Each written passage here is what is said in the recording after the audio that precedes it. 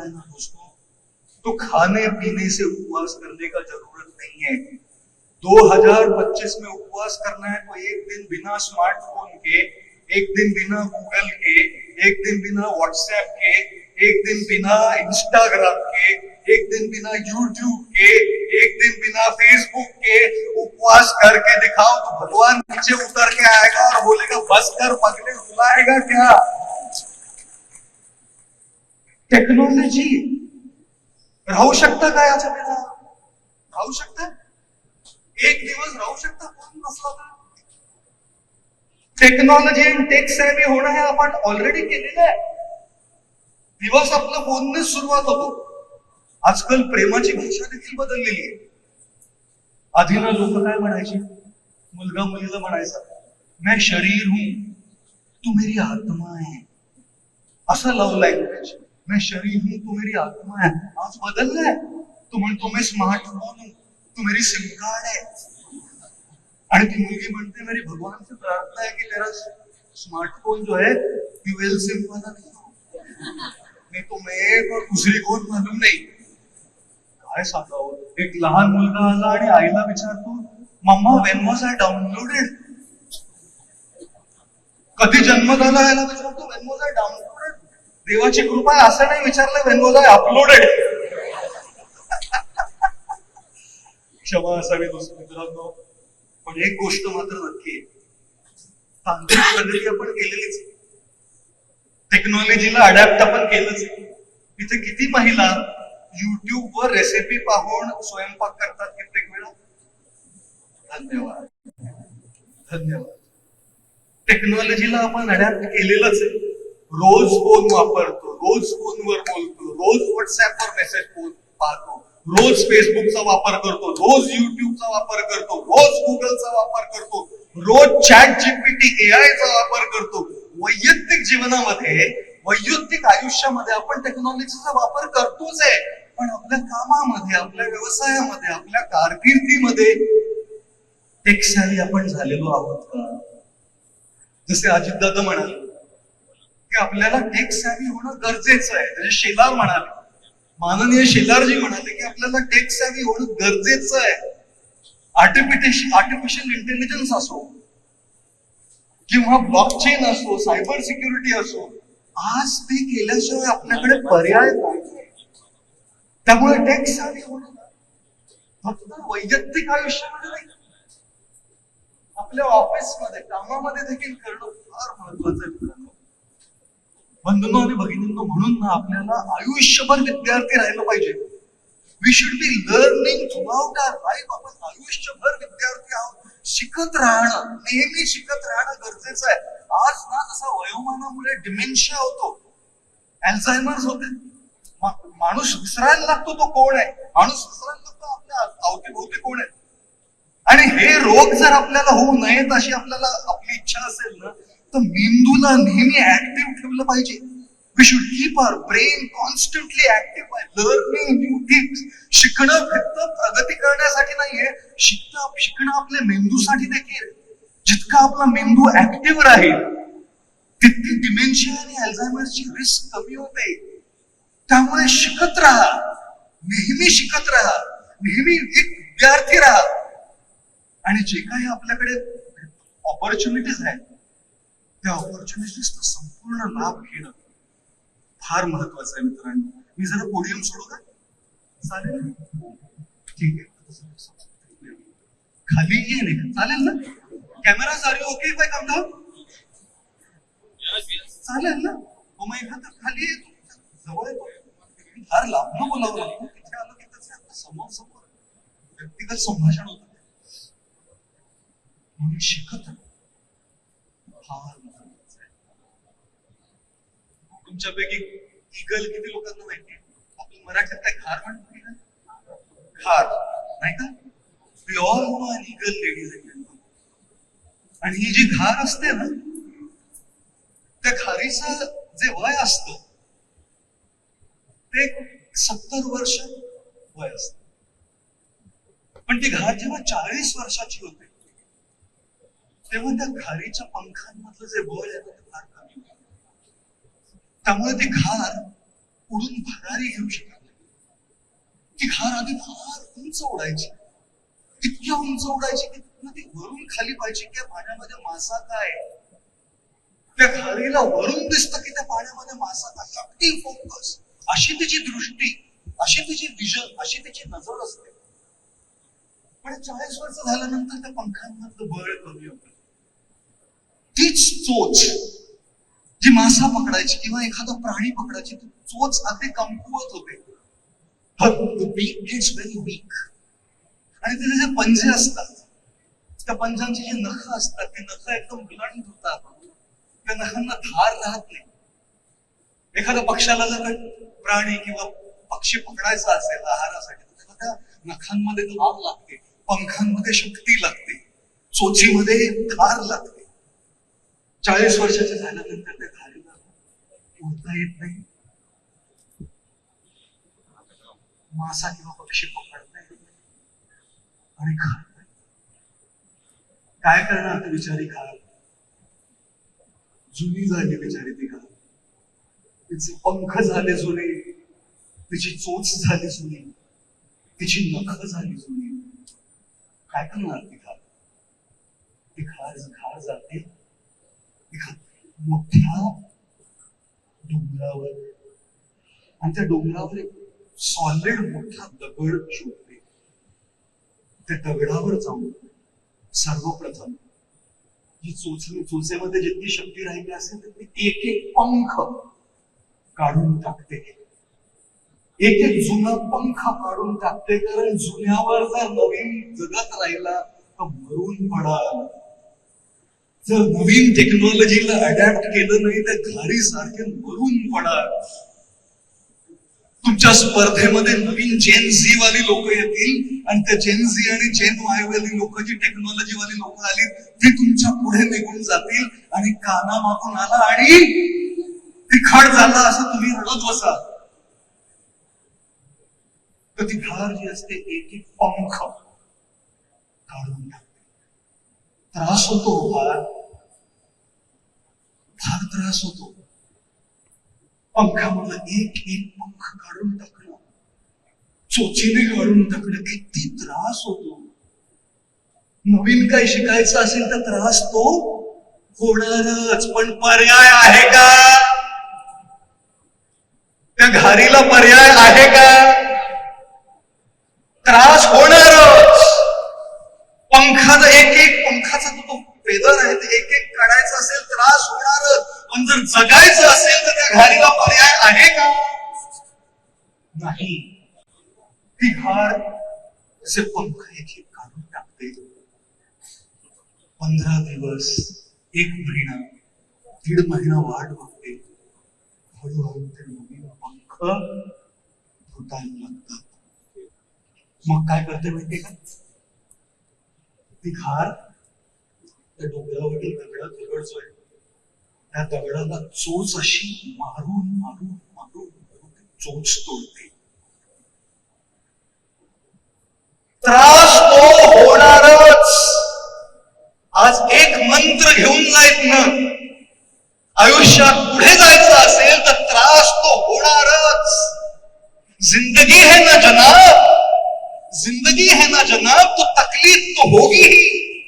जिंदगी है ना जनाब तो तकलीफ तो होगी ही, वरना मरने के बाद तो जलने तक का एहसास नहीं होता दोस्तों. मेल्यानंतर आग लागते तरी कळत नाही. जिवंत आहात तोपर्यंत त्रास तो होणारच. इथे किती बायकांना नवऱ्याचा त्रास आहे? कोणी हातच नाही उठला. सगळे सतयुगामध्ये जगतात. इथे किती पुरुषांना बायकांचा त्रास आहे? बघा, निर्लज्ज पुरुष हात वर करतायत. निर्लज्ज आहेत किती पुरुष. जगत असताना त्रास तो होणारच. त्या घारीची चोच पुन्हा येते. आता त्या चोचीला धार असते आणि त्यानंतर त्या धारदार चोचीने ती घार एक एक नख काढून टाकते. आपल्यापैकी किती लोकांचा नख त्या गाडीच्या त्या फुटीमध्ये अडकलंय असं झालं. हात वर कर. How many of you have experienced this, that your nail got stuck in that slit in the floor? Somebody slammed it. किती वेदना असते मित्रांनो, मैत्रिणींनो, बंधूंनो, भगिनींनो. विचार करा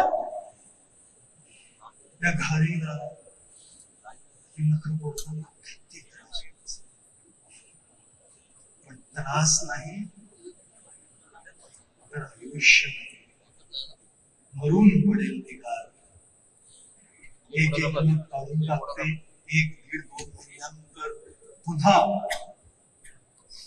त्या घारीचे नख उगवतात. Sorry, my Marathi is not very good. ठीक ठाक आहे ना मराठी, चालेल. त्याचं गडबड कशी मराठी सराव नाहीये बोलायचं, त्यामुळे जरा मारामारी होते शब्दांची. प्रयत्न करतो येतात ते नको. आणि आता ती घार तयार असते उंच भरारी घेण्यासाठी. जुनं मागे सोडून नवीन नखांनी, नवीन पंखांनी, नवीन चोचीने आकाशाच्या उंच उंच ढगांमध्ये भरारी घेण्यासाठी तयार असते.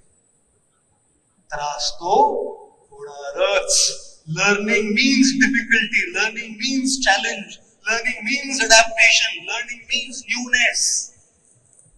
प्रशिक्षण घ्यायचं म्हणजे हे सगळं होणारच. म्हणून म्हणतो मी नेहमी, दोस्तों घायल तो यहां हर एक परिंदा है, घायल तो यहां हर एक परिंदा है, लेकिन जो उठकर उड़ सका ना वही जिंदा है. जिंदा रहना है ना भाई, सगळे कर्मचाऱ्यांना जिंदा रहना है ना अपने जॉब में, तो ये तो करना पडेगा. त्रास थोडा होणारच, पण तो त्रास घ्यायला आपण. So ladies end gentleman, do not be afraid. त्रास घेण्याची भीती बाळगू नका. त्रास घेतल्याशिवाय कुठेच प्रगती होणार नाही. वजन किती लोकांना कमी करायचंय? किती लोकांना कमी करायचंय? बायकांच्या हात फार वर सांगितले. सगळ्यांना वजन कमी करायचंय. रुजुता मॅडम येणार आहेत न्यूट्रिशन. दिवेकर तुम्हाला मी आता ऐकलं, चांगली ओळख आहे माझी त्यांची. येणार आहेत त्या तुम्हाला कसं वजन कमी करायचं आणि कसं खायचं छान.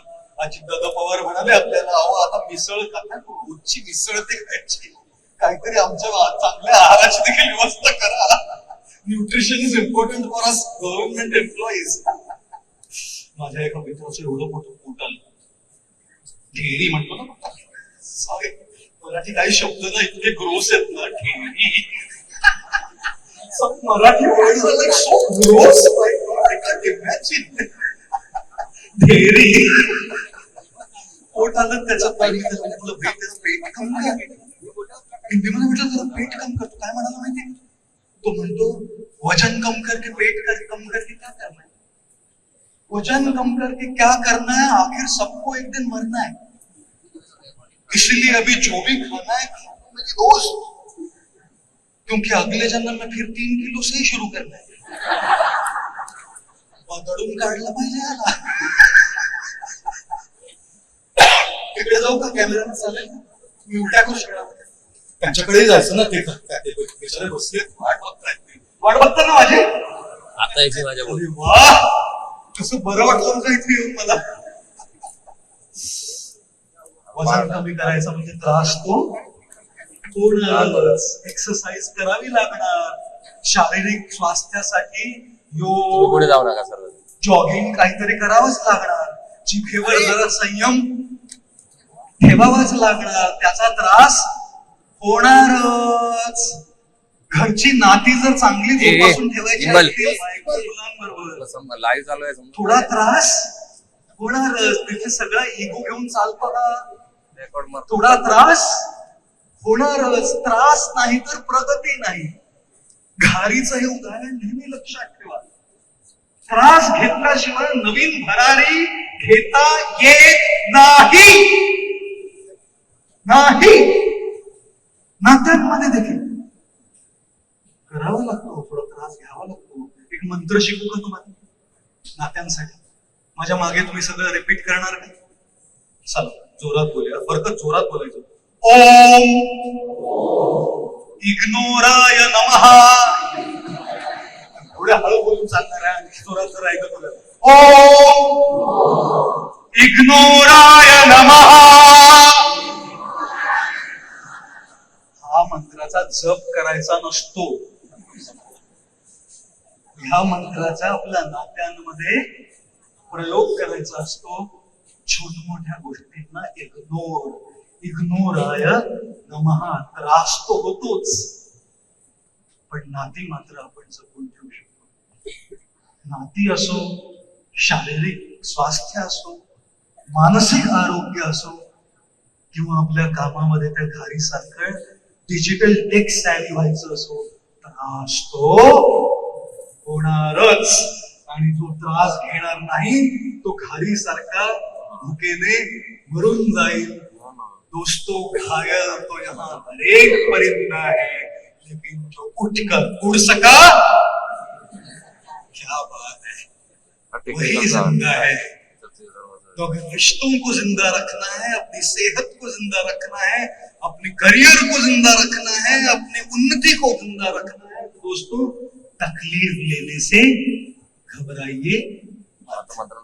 म्हणून हे जे टेक सॅव्हीनेस आहे ना, हा जो कार्यक्रम माननीय प्रधानमंत्र्यांनी सुरू केलेला आहे, मोदीजींनी, कर्मी कर्मयोगी, राधा मॅडम मला म्हणत होत्या, आणि राधा मॅडमच्या जे वडील गेले सकाळी, त्यांच्यासाठी मी सगळ्यांना विनंती करू, त्या इतक्या राबल्या आहेत त्या कार्यक्रमासाठी. 2 मिनिटं त्यांच्यासाठी, वडिलांसाठी प्रार्थना करा.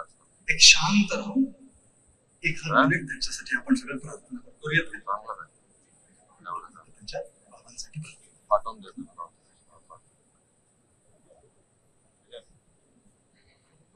आणि त्यांच्यासाठी जोरदार टाळ्या वाजवायत का आपण. फार मेहनत करून त्यांनी त्यांच्या टीमने हा कार्यक्रम आयोजित केला. आणि म्हणून टेक वारी मधला हा पहिला शब्द टेक. आणि त्याचं टेक शिकायचं असेल, अडॅप्ट करायचं असेल तर त्रास होणार. घाबरू नका, तुमच्याकडे भरपूर ऑपॉर्च्युनिटीज आहेत. त्या वेबसाईटवर चिकावर कोर्सेस आहेत, मदत आहे तुमच्यासाठी, करायला लागा. राधा मॅडम मला म्हणाल्या की 100 दिवसात 5 लाख कर्मचाऱ्यांनी रजिस्टर केलंय या कोर्ससाठी. म्हणजे महाराष्ट्रामध्ये शिकण्याचा किती उत्साह आहे. आपण मराठी म्हणून माणूस जे ना, शिकण्यासाठी अगदी तत्पर असतो. संपूर्ण भारतामध्ये महाराष्ट्र हा दुसरा राज्य आहे या वेबसाईटवर येऊन शिकण्यासाठी तत्पर आहे. आणि त्याच्यासाठी एक दुसऱ्यांना साथीच टाळ्या वाजवा की we have actually shown eagerness to know. टेकच्या सोबतच दुसरा शब्द आहे वारी. टेक वारी. टेक जर शिकायचं असेल, अडॅप्ट करायचं असेल, तो त्रास तो होणारच, पण त्याच सोबत ना वारी हा शब्दही फार महत्वाचा आहे. विठ्ठलाची वारी, पंढरीची वारी, आषाढीची वारी. सुंदर ते धाम उभे विटेवरी, सुंदर ते ध्यान करकटावरी ठेवूनिया, सुंदर ते ध्यान. अहो, त्या पंढरीच्या मंदिरामध्ये, पंढरपूरच्या देवळामध्ये विठ्ठल उभा आहे. आणि जर पंढरपुराचा तो देव आहे विठ्ठल, महाराष्ट्राचा जो देव आहे विठ्ठल, वारीमध्ये जाणारे आपले सगळे भाविक चालत जातात त्या विठ्ठलाच्या दर्शनासाठी. गात गात जय जय राम कृष्ण हरी, जय जय राम कृष्ण हरी, राम कृष्ण हरी या मंत्राचा आनंद नाद करत ही मंडळी वारीकडे चालत जाते, त्रास घेऊन जाते. काही लोक हेलिकॉप्टरने जातात, आपले माननीय उपमुख्यमंत्री म्हणाले, पण बाकी सगळे भाविक चालत जातात त्या वारीला, रामकृष्ण हरीचा नाद करत करत. आजच्या या आधुनिक जगामध्ये मंत्रालय देखील मंदिर आहे, आणि त्या मंदिरातला विठ्ठल आहे तंत्रज्ञान. आणि या विठ्ठलाच्या वारीकडे तुम्हा सगळ्यांना पुढे चालत जायचंय. त्या विठ्ठलाची आरती होते अभंग गाऊन. अभंग गाऊन, गोड तुझे रूप गोड तुझे नाव, गोड तुझे रूप गोड तुझे नाव, जय जय रामकृष्ण हरी, या मंत्रध्वनीने अभंगाने त्याची पूजा होते. या मंदिरातलं जे तंत्रज्ञान जे दैवत आहे ना, त्याची पूजा करण्यासाठी तुमचं अभंग आहे digital technology, AI, chat GPT, blockchain, cyber security, हे अभंग आहे. आरती कशी करणार? तिथे आरती करण्यासाठी दिवा असतो, फुलं असतात, श्रीफळ असतं, पेढे असतात. हो का?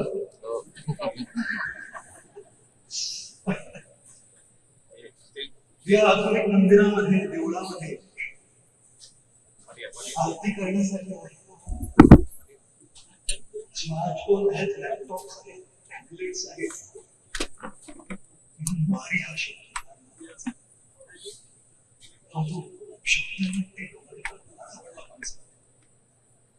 एक आवश्यक अगर उड़ेंगे भी तो मरेंगे. चैन से आके आपकी नौकरी खा जाएगा, आपकी पोजीशन खा जाएगा, तो आगे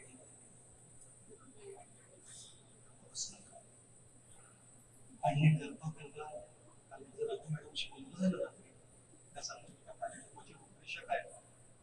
आणि ते मला म्हणत होते की आपण ना तंत्रज्ञानामध्ये पुढे जाता जाता आपली संस्कृती मात्र विसरू नये.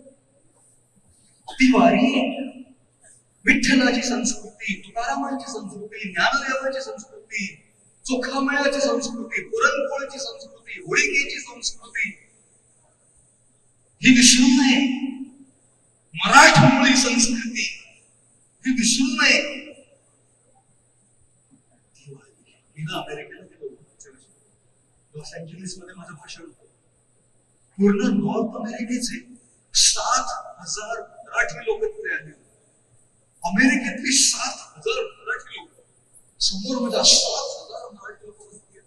आणि अमेरिकेमध्ये जाऊन लॉस एंजलिस मध्ये मी मराठीमध्ये प्रवचन दिलं, इंग्रजीमध्ये नाही.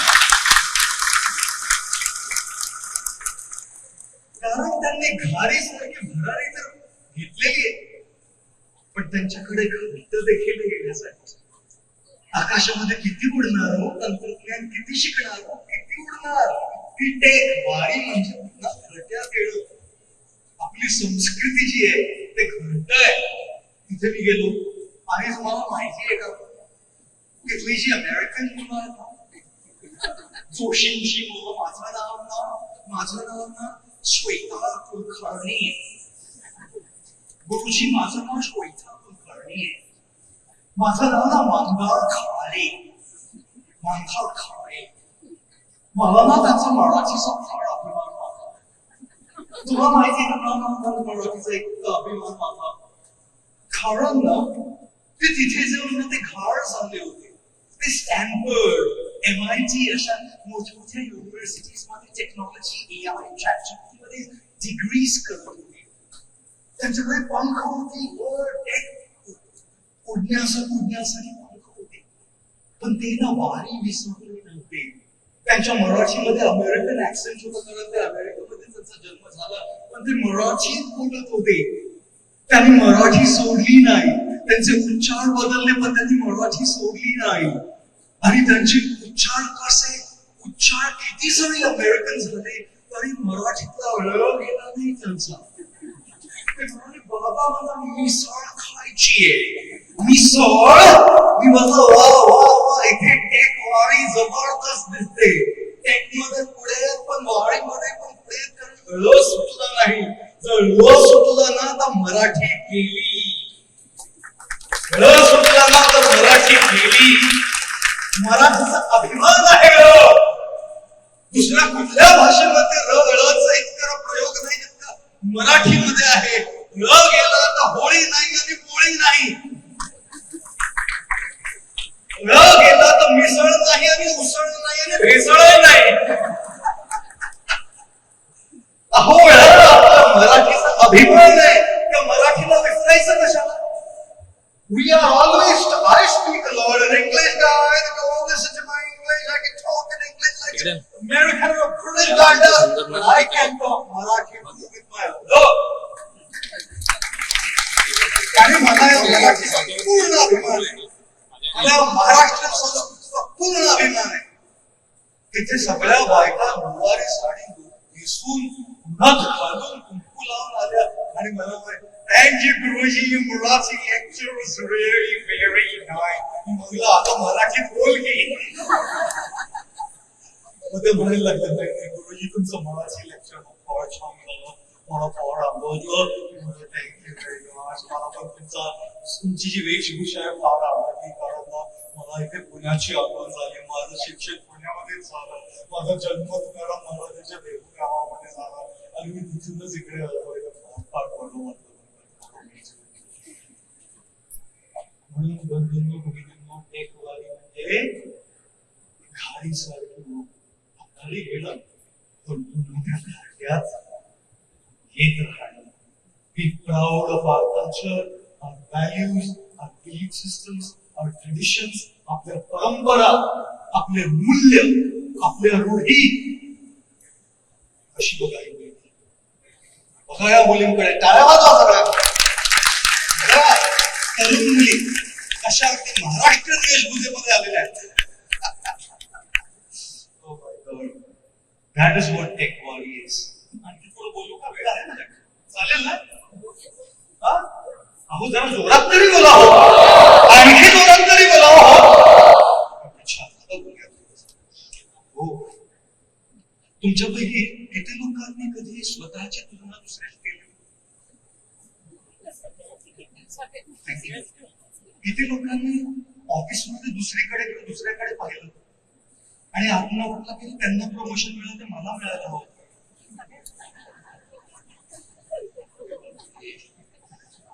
मी हात नाही उचलला तर तुम्हाला काय वाटतं? तुमच्या मनातलं गोष्ट मला कळत नाही. आपल्या भारतात आपण नेहमीच इतर दुसऱ्यांची तुलना करत असतो. दोन विवाहित जोड्या जेव्हा एक दुसऱ्यांना भेटतात ना, त्या महिला ज्या असतात ना, ती दुसऱ्यांच्या दागिन्यांकडे पाहतात. ती सुंदर, ती छान, आणि ते पुरुष असतात ना, एक दुसऱ्यांच्या बायकांकडे. क्षमा असावी, सांगितलं ना, हा सिरियस मुद्दा बोलतोय आपण, थोडी गंमत कर. चालेल ना? थोडी गंमत करता कसे विषय बोलले आपल्याला नव्हे. आप में से कितने लोगों को बचपन में ये बोला गया, कितने लोकांना लहानपणी सांगितलं, आई वडील म्हणाले बघ तू किती अभ्यास करतो, तू बावळट अभ्यास करत नाहीस. ऐकलं किती लोक? बघा, म्हणजे लहानपणापासून आपल्याला हेच शिकवलं गेलं, दुसऱ्यांकडे बघ. तर दुसऱ्यांकडे बघता बघताना स्वतःकडे बघण्याची वेळच नाही. बघा ना, from our early childhood we were told to look at others.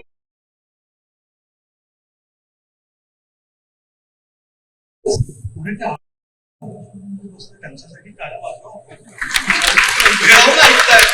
किती वेळ धन्यवाद. शक्य झालं असतं तर मी वरही आलो असतो, पण मी आहे गिळवून कसे देवतांसारखे आज असतात. फक्त पुष्पवर्षाव बाकी राहिला. आकाशवाणी करतील लवकरच.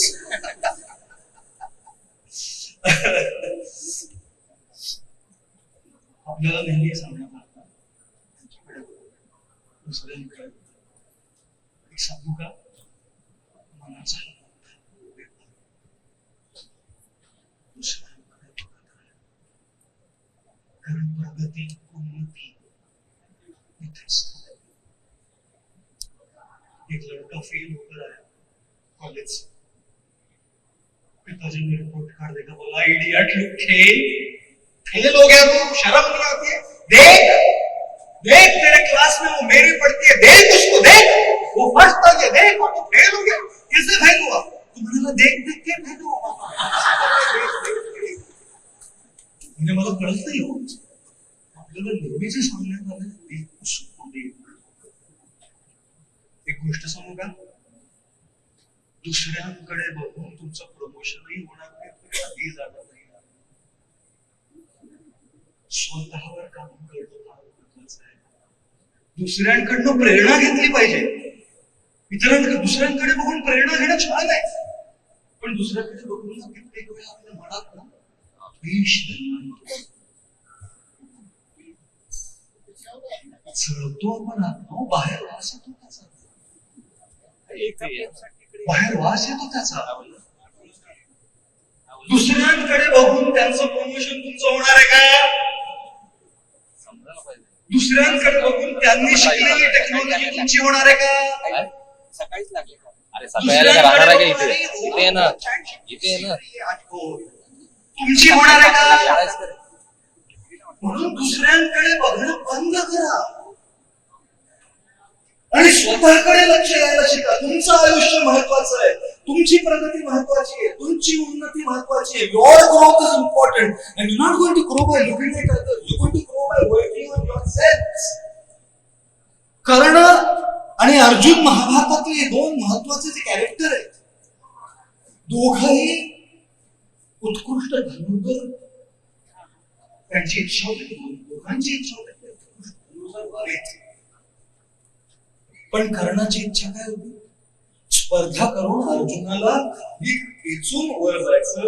आणि अर्जुनाची इच्छा काय होती? स्वतःशी स्पर्धा करून स्वतःला पराभूत करून वर जायचं. फार अंतर आहे, फार अंतर आहे. म्हणून दुसऱ्यांना खाली खेचून वर जाण्याऐवजी स्वतःला खाली खेचून वर जाण्यातच बुद्धिमत्ता आहे. इसलिए मैं कई बार कहता हूं, न किसी से स्पर्धा न किसी से होड़. होड़ म्हणजे हिंदीमध्ये रेस. न किसी से स्पर्धा न किसी से होड़, अपनी ही मंजिल और अपनी ही दौड़. तो ये ना भाई, कळलं ना? मानसिक स्वास्थ्य जर स्टेबल ठेवायचं असेल, तणाव कमी करायचं असेल, तर दुसऱ्यांकडे बघणं जरा कमी करा. आणि फक्त कामामध्ये नाही, त्याचं तिचं प्रमोशन झालं, तो ती बॉसला किती मस्का मारते, ती नेहमीच बॉसला मस्का मारत असते, म्हणूनच पुढे जाते. आपल्याला तर काही ते होतच नाही. सॉरी, आपलं तर काही होतच नाही पाहिजे. तेवढंच नाही, पण आयुष्यामध्ये सुख आहे ते देखील जर दुसऱ्यांकडे पाहिलं तर आपण सुखी राहू शकत नाही. माहिती का? कारण दुसऱ्याकडे जर आपण बघत राहिलो तर आपलं एकच जाणीव होतं की आपल्याकडे काय नाही. त्यांच्याकडे गाडी आहे, त्यांच्याकडे मोठा बंगला आहे, त्यांच्याकडे चांगलं घर आहे, तर माझ्याकडे नाहीच. तुझ्याकडे कोल्हापुरी साज आहे, माझ्याकडे नाहीच आहे. अहो, सुखी जरी राहायचं असेल, प्रगती तरी झालीच, दुसऱ्यांकडे पाहू नये. मग स्वतः अर्जुनासारखं उमरणार व्हाल. पण जर आयुष्यात आनंदी जरी राहायचं असेल तर दुसऱ्यांकडे बघत राहिलं तर काय हो, कसं चालणार? आपल्याकडे काय नाही आहे याची जाणीव होण्याऐवजी आपल्याकडे काय आहे याची कृतज्ञता असली पाहिजे. आणि आपल्याकडे जे आहे ना त्याची मजा घ्या ना. दुःखी का होता? आणि त्याच्याकडे गाडी, माझ्याकडे नाही, माझ्याकडे नाही, माझ्याकडे नाही. अरे गप्प बस. आपल्याकडे काय आहे हे पाहणं किती महत्वाचं आहे. तुमच्यापैकी किती लोकांच्या दातामध्ये कधी काही अडकलं नाही? अरे वा वा वा. किती लोकांच्या दातामध्ये वर्णातली कोथिंबीर अडकली? वा वा. तुमच्यापैकी किती लोकांच्या दातामध्ये मक्याच्या कणसासाठी असतील ते अडकले? वा वा. कुस म्हणतात ना बेटा. तुमच्यापैकी किती लोकांच्या दातामध्ये आंब्याचं ते कुस अडकलं? आंब्याचा सीझन चालू ना. तुमच्यापैकी किती लोकांच्या दातामध्ये बडीशेपाची जी शेपूट अडकली आहे ना. आणि जेव्हा जेव्हा आपल्या दातामध्ये काय अडकतं आपली जीभ कुठे जाते? जिथे अडकले तिथेच तिथेच. इथे बसतात माझ्या लेक्चर मध्ये येऊन लोक अशी बसतात बरं का. आणि बसून म्हणून जेवणानंतरचं लेक्चर आवडत. जेवण परत येतात आणि माझ्या समोर बसतात आणि असे बोला तुम्ही बोला गुरुजी आमची फॅक्टरी चालू आहे आमच्या दातात काढण्याचे ते अडकलं ते काढण्याची फॅक्टरी आमची चालू आहे बरं का अहो पण तोंडामध्ये 31 दात जिथे काही अडकलेलं नाहीये जीभ तिथेही जाऊ शकते ना अरे इथे काहीच नाहीये वा 16 साजरा केला पाहिजे आज इथे काहीच नाहीये पण जिथे काही अडकलेलं नसतं तिथे जाण्याऐवजी जीभ ना तिथेच जाते जिथे काही अडकलेलं असतं आणि मनाचा स्वभाव देखील तसाच आहे मित्रांनो जे नाहीये ना तिथेच मन जात असतं अहो जे आहे ना त्याच्याकडे लक्ष द्या आयुष्यामध्ये ना फार सुख आणि आनंदाचा अनुभव होईल कारण आपल्याला काय नाहीये त्याची जाणीव असण्याऐवजी आपल्या आयुष्यामध्ये काय आहे त्याची जाणीव होईल म्हणून कृतज्ञता ग्रैटिट्यूड शुक्राना बहुत ज्यादा जरूरी है दोस्तों दूसरों के पास देखोगे तो बस यही अनुभव होगा कि मेरे पास क्या नहीं है खुद के पास देखोगे तो पता लगेगा दांत में अटका है वो नहीं लेकिन 31 दांत में बहुत कुछ अच्छा भी खुदा ने मुझे दिया है इससे मैं सुखी और खुश जरूर है दिवाळी किती लोकांना आवडते दिवाळीतले फटाकडे किती लोकांना आवडतात एक माणूस होता दसऱ्याला म्हणाला मी आजपासून पिणार नाही बायको समोर म्हणाला वचन घेतो मी देवासमोर वचन घेतो की आजपासून दारू पिणार नाही आणि दिवाळीच्या एक दिवशी सगळ्या बाटल्या रिकाम्या करायला लागल्या घरात जितक्या बाटल्या होत्या प्यायला लागला बायको म्हणाली हो दसऱ्याला तुम्ही म्हणाला की पिणार नाही लोक काय सगळ्या बाटल्या रिकाम्या करतात हो वेडे तुझ्या दिवाळी आहे ना मग रॉकेट सोडायला रिकाम्या बाटल्या नको जितक्या बाटल्या रिकाम्या अशा दिवाळीमध्ये आपल्याकडे असतो फुलभाज्या फुलभाज्यावरती त्या फुलभाज्यामध्ये ना छोट्या ठिणग्या असतात कधी कधी बॉम्ब असतात ना त्याच्या बॉम्ब मध्ये एक जोरदार आवाज येतो लक्ष्मी बॉम्ब सुतळे बॉम्ब एक जोरदार एक्सप्लोजन जोरदार आवाज पण त्या फुलभाज्यांमध्ये छोट्या ठिणग्या आयुष्यामध्ये लक्ष्मी बॉम्ब सारखे सुख कमी असतात एकदा होतं ते लग्न लोक म्हणाले सुख नुसतं होत काय म्हणाला एकदा मुलाचं लग्न एकदा मुलाचं ऍडमिशन एकदा नवीन घर एकदा नवीन घर एकदा पण रोजच्या आयुष्यामध्ये त्या फुलभाज्यामध्ये ज्या छोट्या पेंड्या असतात छोट्या गोष्टी असतात त्याच्यामध्ये खरा आनंद आहे तणाव जाणार नाही पण छोट्या गोष्टींमध्ये आनंद घ्यायला शिकणं फार गरजेचं आहे ना इतनी सी हसी इतनी सी खुशी इतना सा टुकड़ा चांद का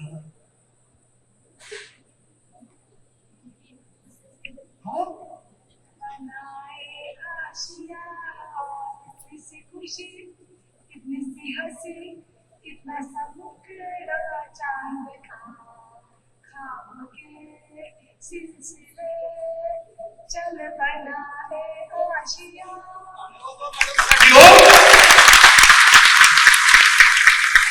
दोन शब्द वेगळा म्हणाला का इतनी सी हसी इतनी सी खुशी इतना सा टुकड़ा चांद का टुकड़ा ख्वाबों के दिन को से चल बनाए आशिया इतनी सी खुशी इतनी सी हंसी बड़ी खुशी और बड़ी हंसी के लिए रुकिए मत जिंदगी बड़ी खुशी और बड़ी हंसी बहुत कम देती है लेकिन छोटी हंसी और छोटी खुशी रोज देती है दोस्तों रोज देती है आणि म्हणून फुलभाज्यासारख्या छोट्या फुग्यांमध्ये सुख आणि आनंद शोधायचा आता एक 2-4 गोष्टी आणखी सांगतो आणि आजच्या या सत्राला विराम म्हणजे बरोबर मराठी बोलतो मला जरा तणावच असतं की मराठी बोलायचं चालेल ना सर मला टेन्शन असतं मराठी रेग्युलर प्रॅक्टिस आहे हिंदी इंग्रजीचं बोलायला सुरुवात करायची. माझ्या खड्ड्यावर भाजी आणि ते समोर होते माझ्या, आणि ते कसली भन्नाट मराठी बोलतात. मला टेन्शन, मला उत्तर देता येत नाही मराठी, पण हमने भी मजा डाला भाई. हॅशटॅग मजा डालो. आता एक हा शेवटचा मुद्दा सांग. पहिला मुद्दा काय होता? टेकवारी. घारी सारखी पुढारी घ्या आणि पुन्हा घरच्यामध्ये येऊन आपल्या रूढींमध्ये, परंपरांमध्ये अभिमान घ्या. Fly like an eagle, but come back to our roots and our nest, which is our culture. दुसरा मुद्दा काय होता? इतरांची तुलना करण्यामध्ये न तर आपली प्रगती होणार आहे, ना आपल्याला सुख मिळणार आहे. स्वतःला जर वर उंच घेऊन जायचं असेल तर स्वतःशी स्पर्धा करा. दुसऱ्यांची प्रेरणा घ्या, पण स्वतःची स्पर्धा करा. आणि सुख जर प्राप्त करायचं असेल ना, तर दातामध्ये काय अडकलं याऐवजी दातामध्ये काय कुठे अडकलं नाहीये याच्याकडे लक्ष द्या. छोट्या छोट्या गोष्टींमध्ये एक वडापाव, मुलाशी एकदा बसून एक मिठी मारली, बायको एकदा म्हणाले की तुम्ही किती हो, आमच्यासाठी किती करतात तुम्ही, बस हो. पुरुषाला एवढंच लागतं. पुरुष ना अहंकार प्रधान असतात. त्यांच्या अहंकारावर असे तुम्ही ना असं दाबू नका. तू उशीर आला की आज उशीर का झाला, लवकर आला तर लवकर का आला. काय करणार तो पुरुष? उशीर झाला तर उशीर आला, लवकर आला तर लवकर का. त्याच्या अहंकाराला तुम्ही ठेच नका पोहोचतो. एकदा बघून बोलून तर बघा किती करता आमच्यासाठी. उद्या शालू.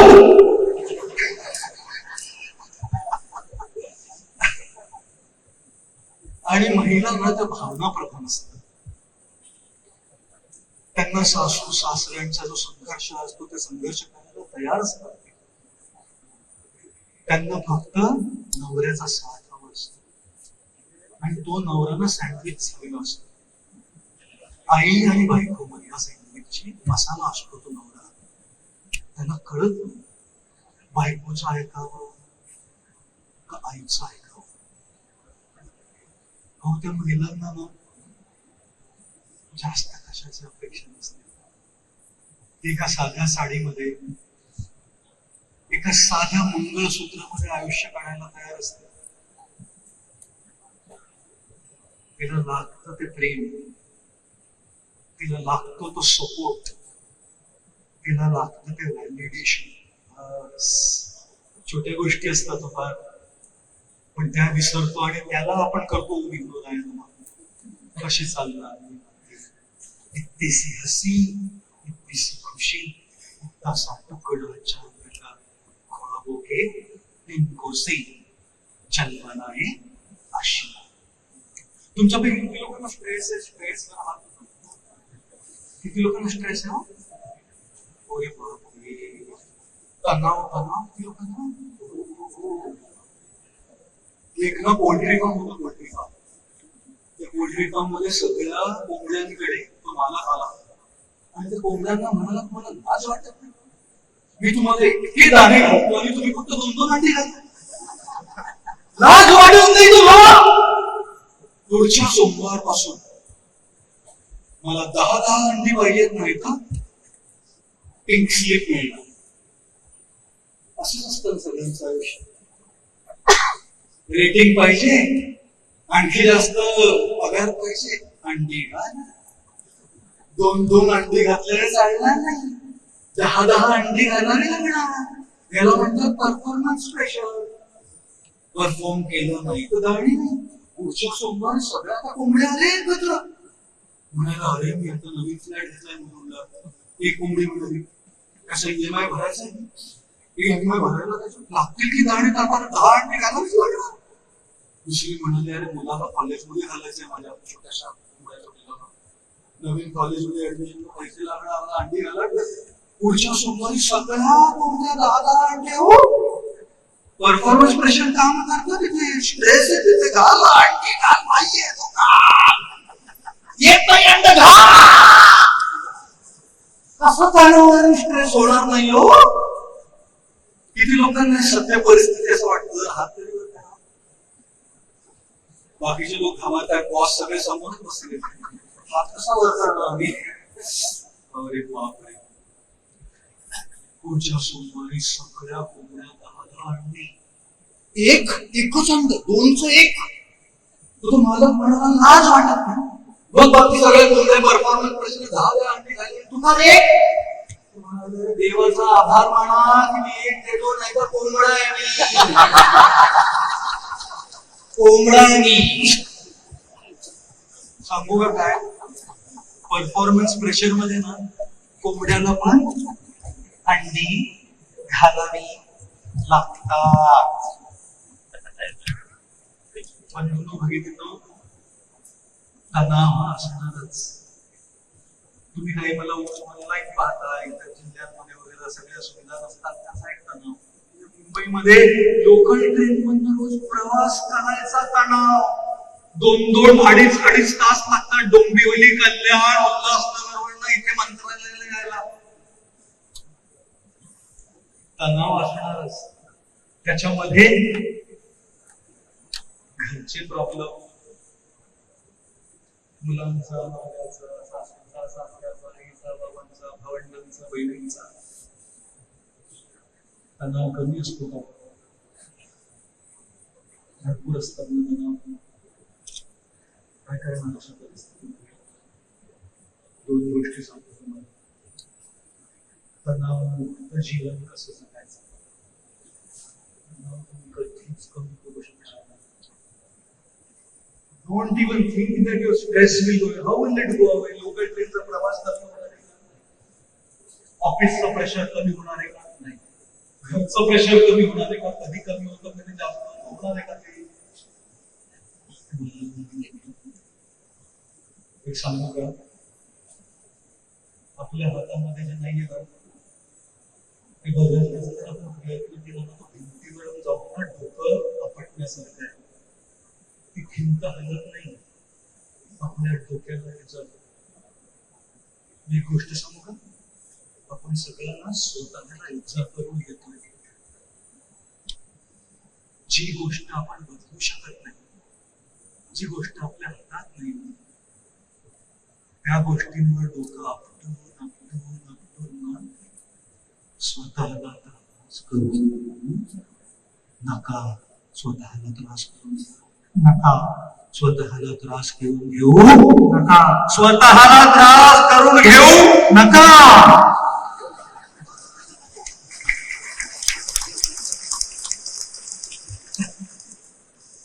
सांगू का, डोक्यात जाऊन नका. ज्या गोष्टींवर आपला कंट्रोल नाही त्याच्यावर आपला कंट्रोल घालून काही होणार नाही. नवरा बदलणार आहे का? बायका म्हणतात बदललं तर बरं होईल, पण नाही बदलणार त्याचा स्वभाव. बायकोचा स्वभाव बदलणार आहे का? नाही. काही गोष्टी स्वीकार करून जगावं लागतं. पण एक सगळ्या महिलांना आणि पुरुषांना सांगतोय बरं का, जर त्या नात्याचा रोजचा त्रास असेल, मारामारी, हाणाहाण होत असेल ना, सहन करायचं नाही. भरपूर तणाव आहेत आयुष्यामध्ये, हा तणाव आणखी नको. परंपरा, रूढी ह्या सगळ्या महत्वाच्या आहेत. लग्न टिकवून ठेवणं, मुलांसाठी जगणं हे सगळं महत्वाचं आहे. पण स्वतःला मानसिक त्रास करून जर होत असेल ना, बस आहे आपली महाराष्ट्रीयन पद्धत आपली नाती निभवण्याची. पण ती नाती निभवत जर स्वतःचं आयुष्य संपत असेल, प्रश्न विचारा.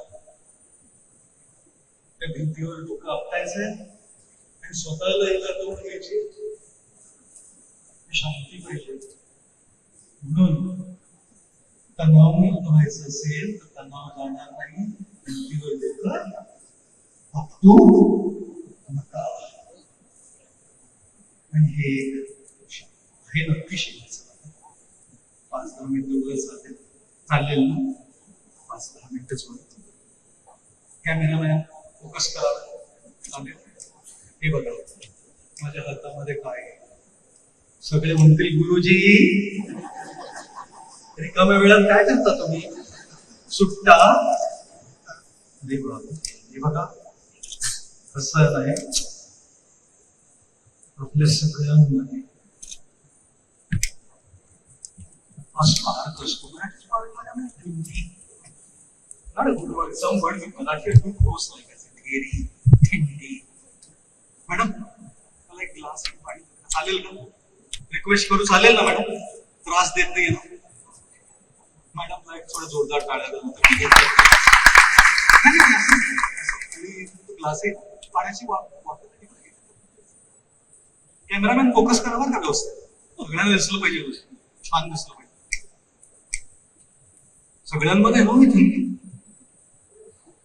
सगळ्यांमध्ये ती खारी सारखी खरारी घ्यायची आपल्याला वर जायचंय उंच जायचंय सगळ्यांना सुख पाहिजे आनंद पाहिजे प्रगती पाहिजे उन्नती पाहिजे सक्सेस पाहिजे पैसे पाहिजे घर पाहिजे बंगला पाहिजे गाडी पाहिजे मुलांसाठी स्वप्न आहे सगळ्यांमध्ये होते पण होतं काय माहितीये का आणखी एक चालेल चालू म्हटलं तरी चालेल होतं काय ना आयुष्य असं ठेवत नाही होतं पॉलिटिक्स होतं आपल्याबरोबर कधी ऑफिसमध्ये पॉलिटिक्स आहे तुमच्याबरोबर हात वर करत अरे कोणी इथे हातच वर करत नाही आमच्या इस्कॉन मध्ये जास्त पॉलिटिक्स आहे वाटतं मला इस्कॉन सोडून मंत्रालयामध्ये जेव्हा घ्यायला लागेल इथे काही पॉलिटिक्सच नाहीये काही लोक म्हणतात हात कसा वर करणार आम्ही जे पॉलिटिक्स करतात बाजूलाच बसलेत आमच्या क्षमा साहेब मी विनोद बर का फक्त विनोद करतो पॉलिटिक्स होतं लोक आपल्याला खाली खेचायचा प्रयत्न करतात वर येऊच देत नाही हो सॉरी हा काही लोक अशी असतात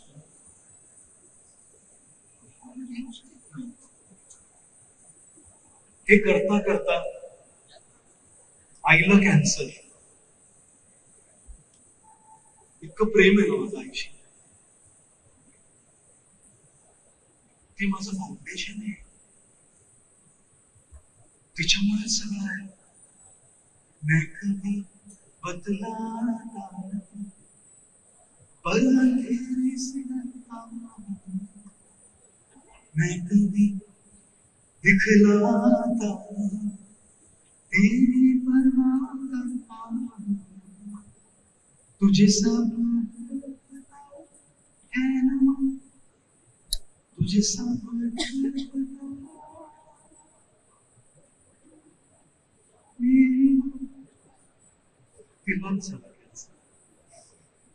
डॉक्टर म्हणतात 6 महिने आणि सरकारी कर्मचारी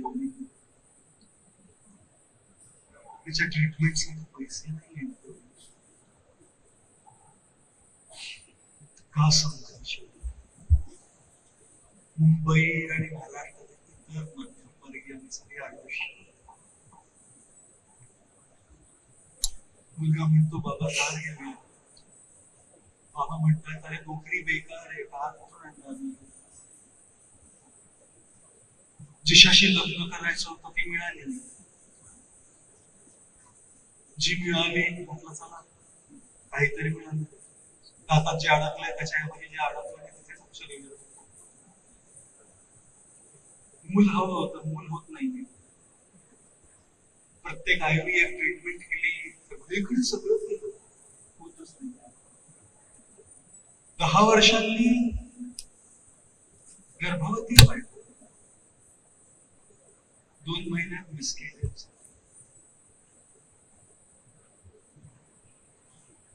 बायकोने मुलाला जन्म दिला 4 दिवसात बाळ गेलं बाळ झालं गेलं नाही हो पण चॅलेंज आहे बाळ कधीच होऊ शकणार चॅलेंज नाही आहे बाळ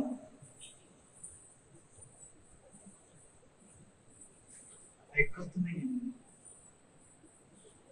आम्ही जुनं फर्निचर झालो किती लोकांनी जुनं फर्निचर चित्रपट पाहिलं नसेल पाहिलं तर मुद्दामून जाऊन पहा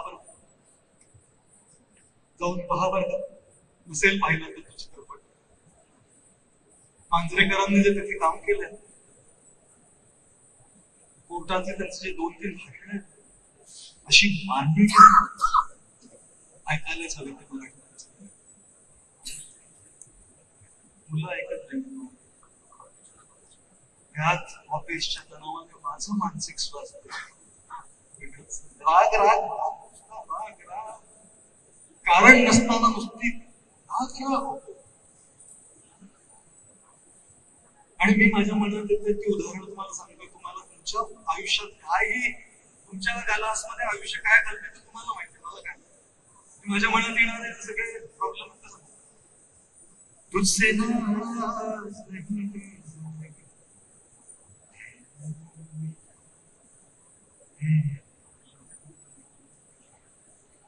तेरे मासूम सवालों से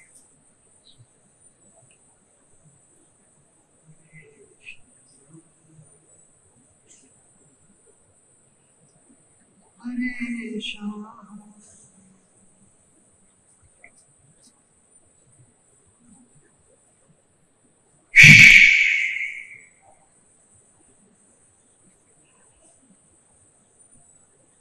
गंमत करत करत आपल्या स्वतःवर एकदम असं तसं बघा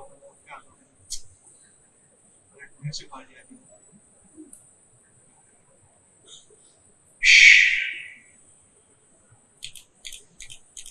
कुठे गेली ती मुलगी? हे आपलं आयुष्य स्वतःशी किती लढणार, किती संघर्ष करणार. आयुष्यातल्या लढाया लोकल ट्रेन मध्ये सीट मिळण्यापासून मुलांच्या फी भरण्यापर्यंत, घरचे EMI भरण्यापर्यंत, मुलांची लग्न करण्यापर्यंत, आईच्या कॅन्सर ट्रीटमेंटचे पैसे एकत्र करण्यापर्यंत तो अगदी खरा आहे. महाराष्ट्रीयन मध्यम वर्गीयाचा हा संघर्ष आहे. कसं येणार?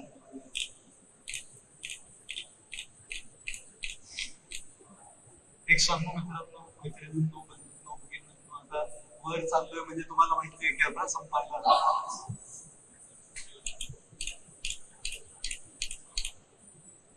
किती करणार हो हा संघर्ष? नाही होणार. खाली सेवा परत जातो.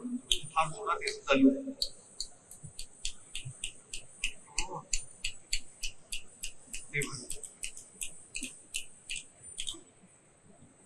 तणावमुक्त व्हायचं ना, एक सल्ला देतो आज. तुमच्या लढायाला एकट्याने लढू नका. एकट्या असं नाही होणार. कोणीतरी असावं, नवरा बायको, भाऊ बहीण, मित्रमैत्रीण, साथीदार, ज्यांच्याकडे मन मोकळं करून बोलता येईल.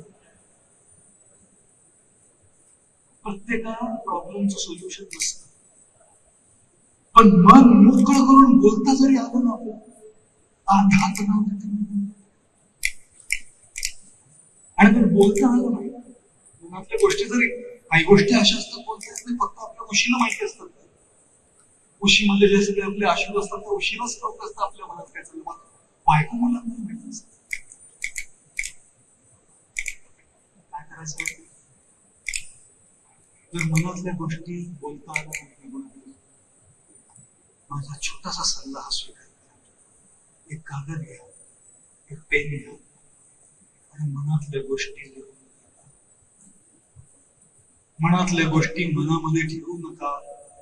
शरीरात जर पाणी राहिलं आणि मूत्रद्वारे ते जर बाहेर आलं नाही तर त्याने रोग होतो.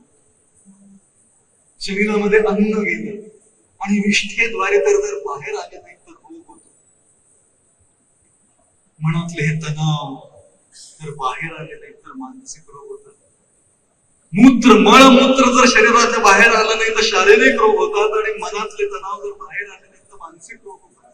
त्यामुळे बोलायला शिका कोणाकडे तरी, आणि जर बोलता आलं नाही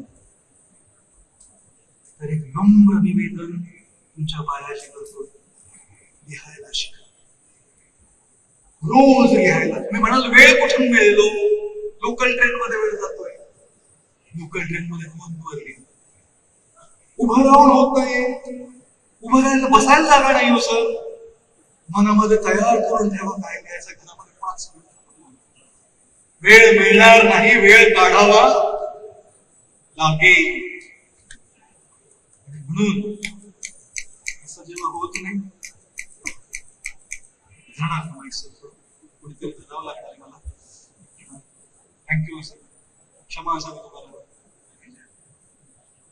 जेव्हा काही आपल्याकडे नाही येत असेल त्यावेळी आपल्याला इतर कोणाची तरी मदत लागते.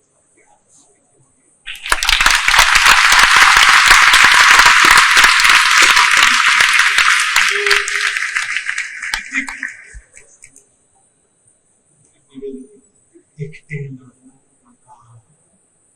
मानसिक स्वास्थ्यासाठी सगळ्यात महत्वाची मुद्दा आहे एकटे लढू नका. मदत घ्या, कोणाची तरी मदत घ्या. मदत आहे दारावर जाऊन